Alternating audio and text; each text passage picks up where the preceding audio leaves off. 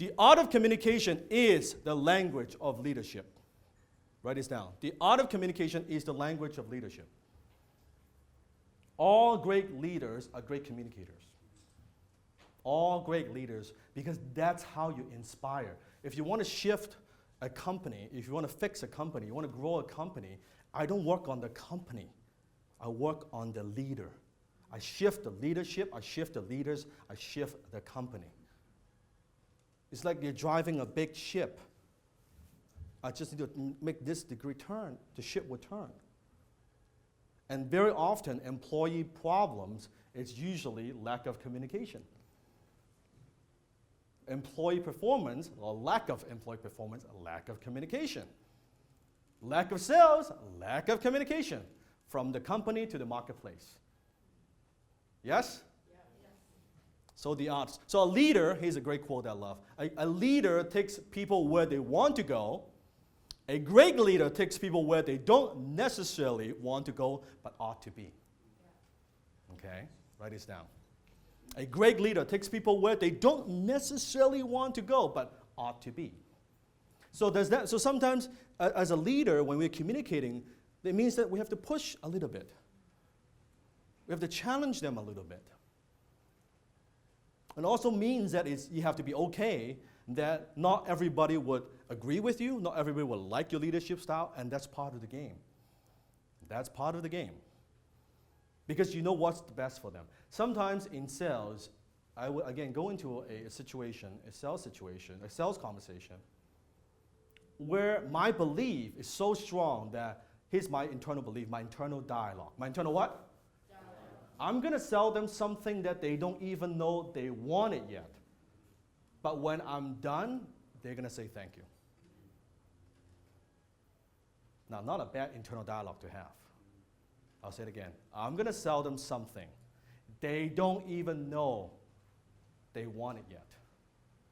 But when I'm done, they're going to say thank you. That's how much conviction you need to have. So my question to you is, you don't have to answer this out loud. How strong of belief do you have when it comes to your product and services? Scale of 1 to 100. 100%? Is it 50%? Is it 60%? Is it 80%? Is it 100%? It makes a difference. And know that, ask yourself, if it's only 50%, 60%, how is that affecting your results? And you might think your prospects don't know. I guarantee you they know. The minute you talk, you open your mouth, they know. This is all subconscious. All subconscious. We can't force people to move forward with us, but our passion can motivate and inspire them. I've been accused of many things in my life. 2 things I've never been accused of. 1, not being good looking.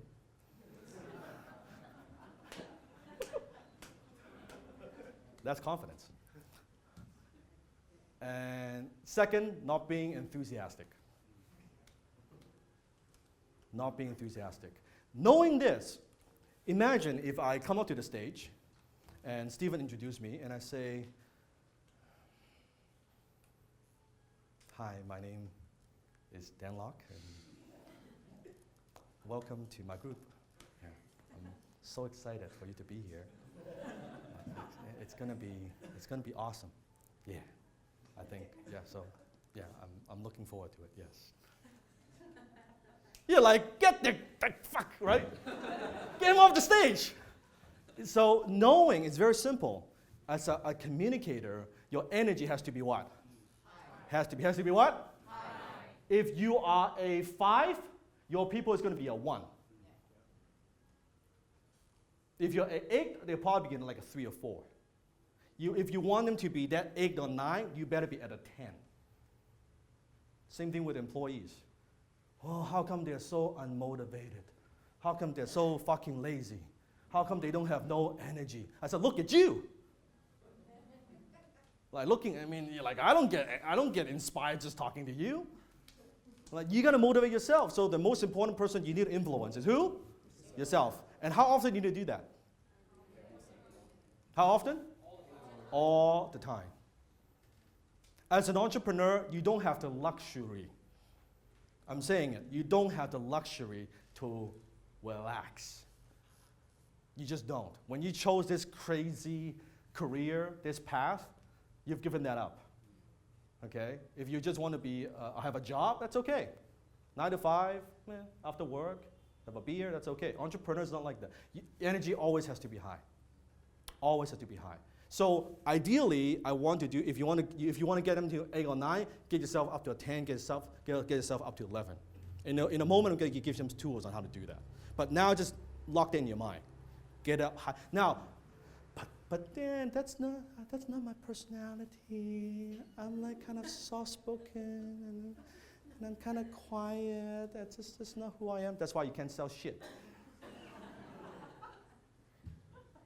That's why nobody's buying from you. I'm sure you're a very nice person. It's like, but when people ask you, how good is your product? Well, it's very nice. I think it's good. I think you can try it. You're gonna like it. I want to buy from you, but come on, like, give me something. Give me a little bit of conviction. I would buy it. Well, but I don't want to push you. You know, it's up to you. You can think about it. That's okay. You know, I'm not. See the problem? I'm not saying you have to be as loud as me, be as outrageous, but I'm saying that you got to have a little bit more conviction. Because you can't help them if you don't sell them.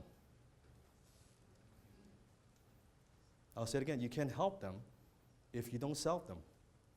So you might think you're being nice, you don't want to push them, you don't want to offend, you don't want to, but that's not good because no transaction is taking place.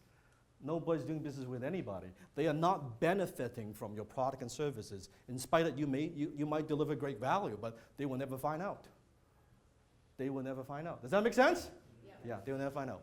10 times your finances, 10 times your business, 10 times your marketing, 10 times your life. Hit the subscribe button now.